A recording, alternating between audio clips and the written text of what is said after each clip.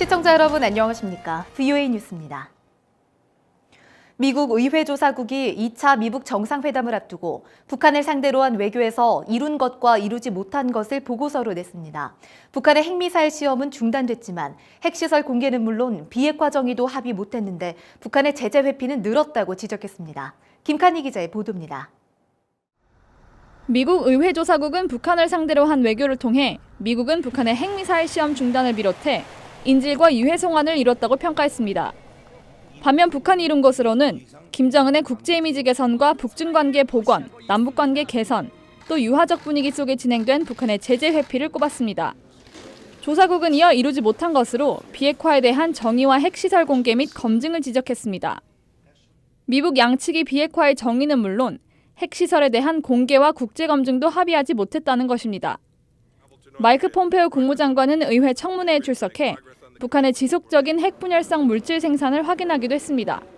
North Korea continues to produce fissile material, nuclear bomb material.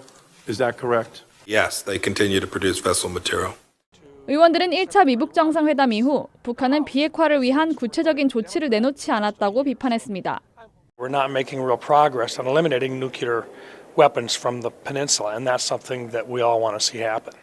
또 국제사회의 대북 제재 이행이 약해진 점을 우려했습니다. 중국과 러시아의 대북 제재 완화 목소리가 커짐에 따라 트럼프 행정부의 최대 압박이 약해지고 있다는 것입니다. There have been more people getting around the sanctions, and the Trump administration has not been strong enough in making it clear that's not acceptable.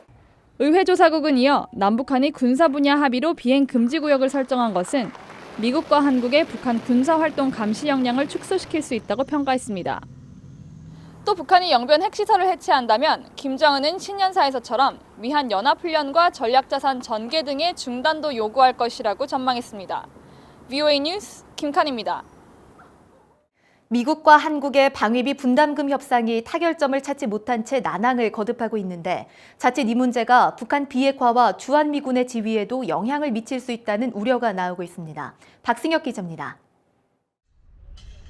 미한 방위비 분담금 SMA 협상이 교착 상태에 빠지자 전문가들은 이 문제가 동맹에 좋지 않은 신호라고 경고했습니다. 단순히 미한 간의 금액 협상만의 문제가 아니라 북한 비핵화의 중대 기로에서 북핵과 주한미군의 지위 등에 영향을 미칠 수 있다는 것입니다. Everything I look at right now, whether it's denuclearization of the peninsula, SMA, President Trump's view of transactional alliance, bargaining chips, everything points to U.S. troops and U.S. troops off the peninsula. 미국과 한국 양측이 조금씩 양보해야 한다는 지적도 나옵니다. 협상이 계속 교착을 이어가면 북한이 미한 동맹 사이의 분열을 조장하려 들면서 자칫 북한이 원하는 대로 문제가 악화될 수 있다는 것입니다.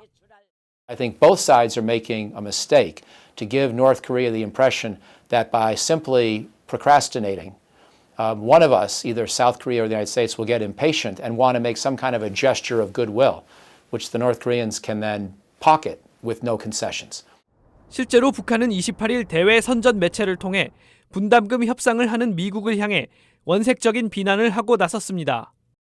트럼프 행정부는 한국에 이어 일본, 나토 등과 연달아 협상을 해야 하는 만큼 첫 상대인 한국에 분담금 인상을 관철시키려 한다는 전망도 나옵니다. President Trump has been very clear. They should pay for all of it. Allies should pay for all of it. Right? And so that's going to make it very hard for the U.S. side to back down from these very extreme demands. 전문가들은 미한 동맹이 군사뿐 아니라 경제 분야에서도 서로 도움을 주는 관계라며 지나친 상업적 접근을 경계해야 한다고 강조했습니다. VOA 뉴스 박승혁입니다. 북한이 불법 한적을 위해 교묘한 방법을 쓰고 있어 완전 근절이 쉽지 않다고 일본 정부가 밝혔습니다. 일본 외무성 관계자는 28일 VOA에 보낸 이메일을 통해 지난해 1월 이후 북한이 공해상에서 벌인 선박간 환적 행위로 모두 11건을 적발했다면서 이같이 밝혔습니다. 이 관계자는 또 적발된 북한의 환적 사안들은 안보리 대북제재위원회에 통보했다면서 모든 유엔 회원국들의 대응을 강화해 나갈 것이라고 덧붙였습니다. 지난해 자연재해로 인한 북한의 사망자가 237명으로 집계돼 전 세계 9번째 국가로 꼽혔습니다.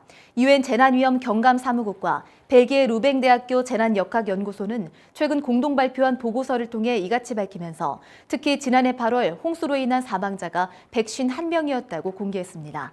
앞서 북한에서는 지난 2016년에도 대홍수가 발생해 538명이 숨지거나 실종된 바 있습니다. 국제사회에 북한에 의한 대한항공기 납치 피해 사건을 알리기 위한 후원 행사가 한국에서 26일 열렸습니다. 탈북민들에게 영어 교육 등을 진행하는 북한 인권단체 TNKR과 주한 미국인들이 주관한 이 행사는 오는 3월 제네바에서 열리는 유엔 인권이사회 행사에서 1969년 대한항공기 납북 사건의 해결을 촉구하기 위한 행사 비용을 마련하기 위해 개최됐습니다.